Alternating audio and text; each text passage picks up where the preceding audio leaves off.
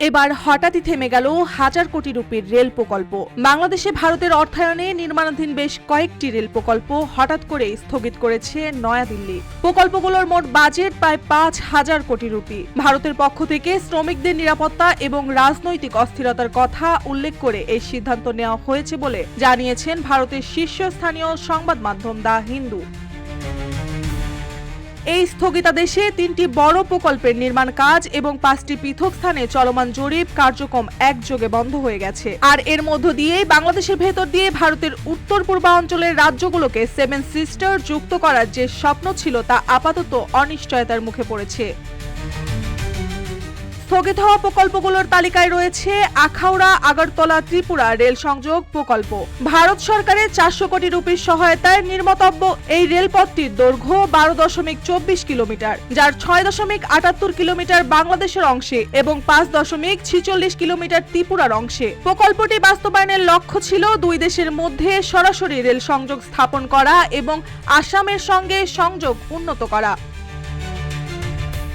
খুলনা মংলা বন্দর rail line প্রকল্পটি 3,300 কোটি রুপি ব্যয়ে তৈরি হচ্ছে ভারতের কনসেশনাল লাইন অফ ক্রেডিটের আওতায়। 65 কিলোমিটার দীর্ঘ ব্রডগেজ রেল লাইনটি বাস্তবায়িত হলে বাংলাদেশের দ্বিতীয় বৃহৎ সমুদ্র বন্দর মোংলা রেল নেটওয়ার্কে যুক্ত হতো। এই বন্দরে একটি টার্মিনাল পরিচালনার অধিকার রয়েছে ভারতের হাতে। ঢাকা টঙ্গী জয়দেবপুর রেললাইন সম্প্রসারণ এ প্রকল্পের কাজ শুরু হয় ভারতীয় এক্সিম ব্যাংকের সহায়তায়। 1600 কোটি রুপির এই প্রকল্পটি 2027 সালে শেষ হওয়ার কথা থাকলেও 2024 সালের শেষ নাগাদ কাজের অগ্রগতি ছিল মাত্র 50%। এক সূত্র জানায় বাংলাদেশের বিভিন্ন এলাকায় আরও 5টি রেলপথের সম্ভাব্যতা যাচাইয়ের জরিপ কাজ অনির্দিষ্টকালের জন্য স্থগিত করা হয়েছে। ভারতের অবস্থান এই মুহূর্তে বাংলাদেশের কোনো নির্মাণ বা অন্য উপকরণ আমরা পাঠাচ্ছি না। প্রতিবেশী দেশের সঙ্গে সংযোগ রুটের অর্থায়ন বন্ধ আছে। প্রকল্প পুনরায় শুরু করতে হলে বাংলাদেশের রাজনৈতিক স্থিতিশীলতা প্রয়োজন।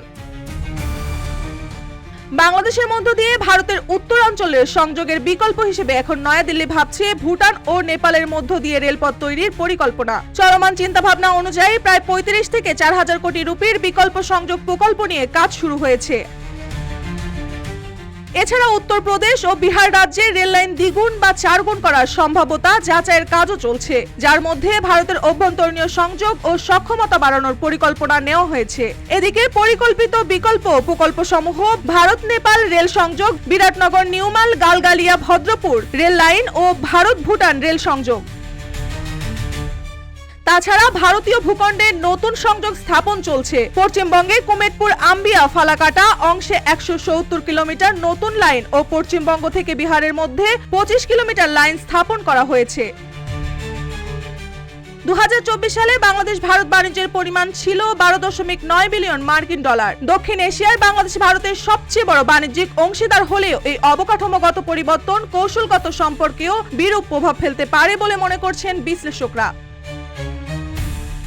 বাংলাদেশে ভারতের রেল প্রকল্প স্থগিত হওয়া কি কেবলই সামরিক বিরতি, নাকি এটি দক্ষিণ এশিয়ার ভূ রাজনীতিতে এক নতুন অধ্যায়ের সূচনা?